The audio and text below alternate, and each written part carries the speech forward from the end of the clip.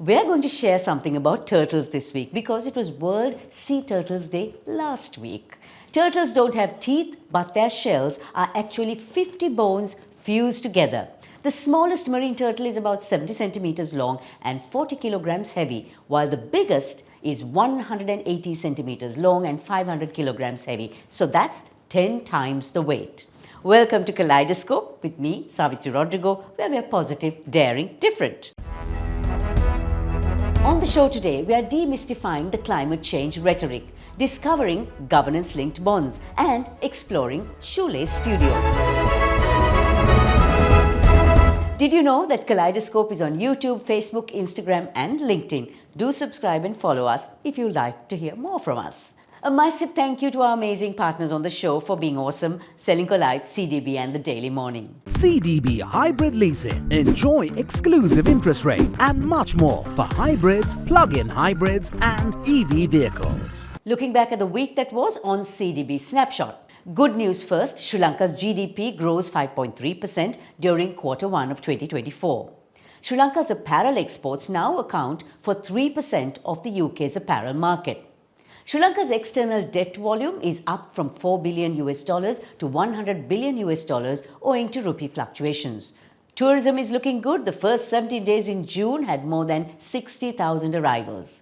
Former Miss Sri Lanka Onela Gunasekara appears in Season 3 of Netflix's Bridgerton.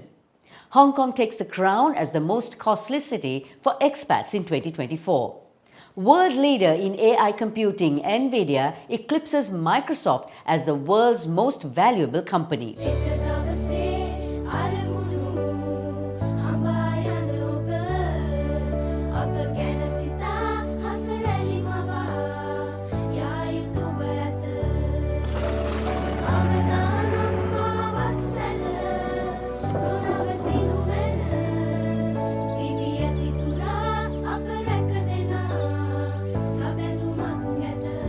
You focus on your goals. We will take care of the risks. Selingco Life.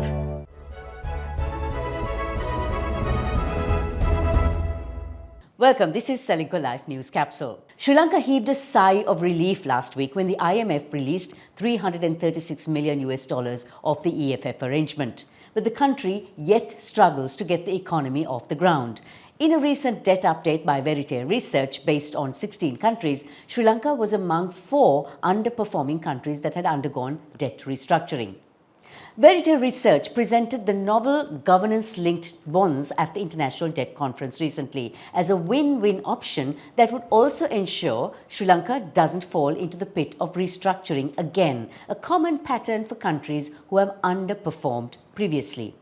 I invited lead economist of Verite Research, Raj Prabhu Rajakulendran, to give us a quick insight on these bonds and what it will do for Sri Lanka. Why is Sri Lanka underperforming in the debt restructuring assessment? I think the problem is on the quantum of restructuring and how much to restructure and how well and how deep. Because what we don't want is Sri Lanka 5 years down the line getting into another debt restructuring. So now that we've already had most of the pain, we might as well restructure deep and once and for all. So, how will governance-linked bonds work in Sri Lanka's case? What is the win-win here? A normal bond gives you a fixed income, fixed coupons for a particular let's say 10 years. Governance-linked bonds slightly differs where the fixed income, the coupon rate, changes. That it doesn't mean it changes every year. It changes at a particular point of time. That is, if the government commits to a particular set of predetermined set of governance actions, that is before the bond is even issued. And at the time of contract, these conditions and actions are already agreed upon. Simply put, if the government does certain things, there is a reduction in the interest cost. If the government doesn't do it, then the interest cost remains the same. So obviously there's a clear benefit to the government.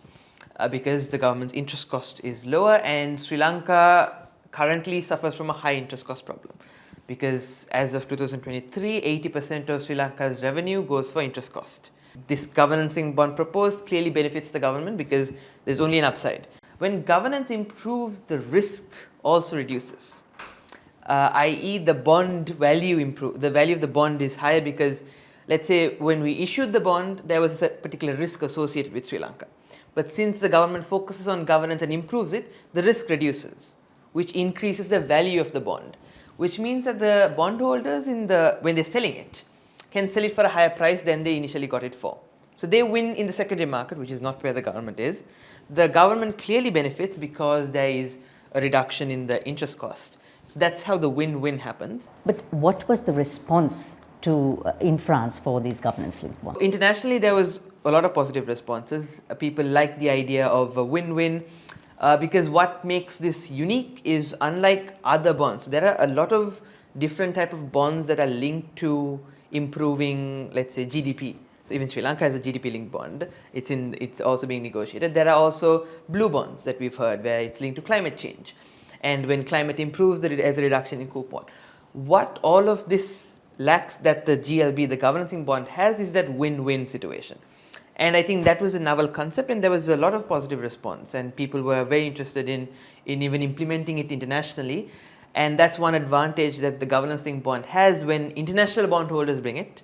There's already an international appeal for it, and it solves a lot of is it applicable internationally, because the bondholders have already agreed to it.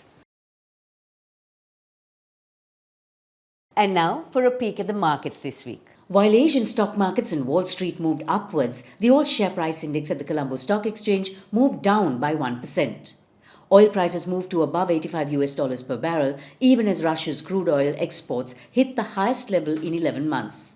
Export terminals likely shipped more crude than couldn't be processed at refineries, which had been knocked offline by Ukrainian drone attacks. Gold prices continue to remain above $2,300 per ounce, still close to all-time highs, as most central banks across the world continue to buy the precious metal. The winners of the Earth Photo Contest 2024 have been announced, and here's how our planet is changing.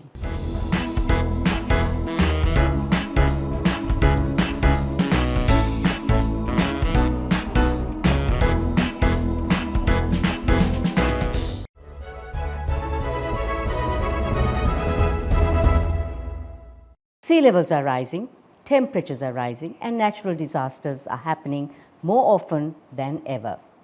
We are into an era of climate change. Now, Sri Lanka has not been spared either.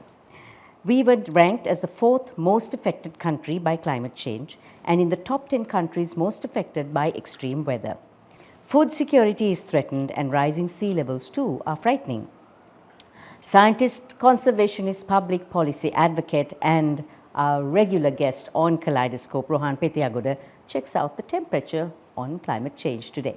So there are two schools of thought. Sri Lanka is in a climate emergency, or that Sri Lanka is not really impacted as much as others in the region. You have to be careful when you use this word emergency. I don't like it myself. The Secretary General of the United Nations has been telling governments that they should declare emergencies. I think this is fundamentally flawed reasoning for several reasons. One is, if there was an emergency, the Secretary General would give up using his private jet. He hasn't. All right. Secondly, the UN has explicit provision in its charter to declare an emergency, what's called known as a level 3 emergency. They have not done so. The Intergovernmental Panel on Climate Change, which is the world's supreme body working within the orbit of the United Nations, has not recommended declaring emergencies.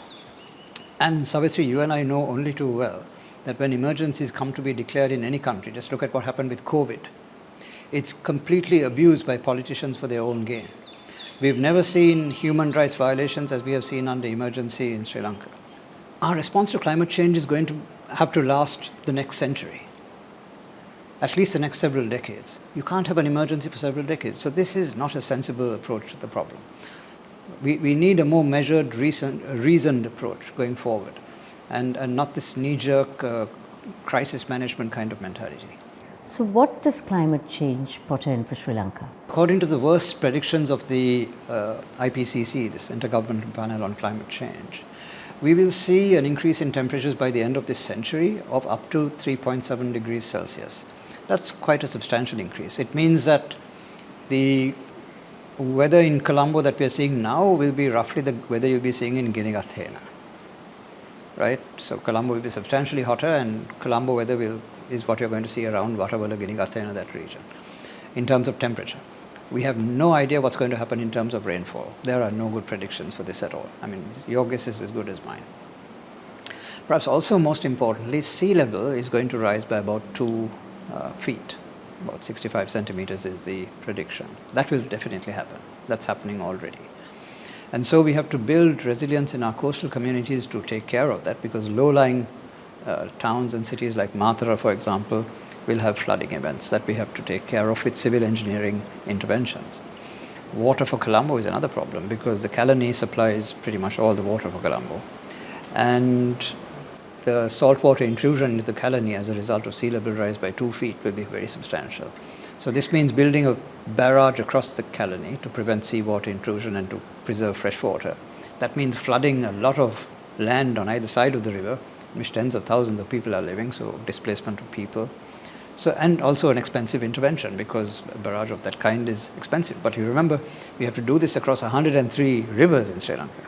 This is a massively complicated and expensive process we have to do over the next century. What should the national response be? So I think the national response has to be taken out of politics. That's the most important thing. So I think we need a climate change institution that will manage policy and the whole framework of climate change resilience and response. That is a bit like the central bank, out of politics and certainly out of the political cycle of 5 years. We need to think in the 20 or 30 year time frame. And we already did this once in the case of Mahabali. If you think about it, Mahabali was planned for 20 years before it was rolled out, and it was rolled out over more than 15 years. So we've got experience in doing these kinds of civil engineering interventions on those kinds of timescales, and there's no reason why we can't do it again. The thing is to take it out of the political cycle and place it above, so that even when governments change, policy doesn't change. So people talk about achieving net zero emissions. How do we make Sri Lanka resilient to climate change? Sri Lanka has already been a country that led the way in responding to climate over the last 2 millennia, in which the kings of the past built all these tens of thousands of village tanks and reservoirs. And that was a response to climate, response to drought, of storing water, the great Parakrama Bahu philosophy. And we have this intricate network of irrigation systems across the country in our rice bowl, which have given us resilience to climate. We've done it before, so this is not a big ask for a country like us to do. If we plan it carefully and manage our resources as we head into the climates of the future, I don't see us having a problem. Let's hope we remain somewhat green, at least in our lifetime and the next. We will for sure.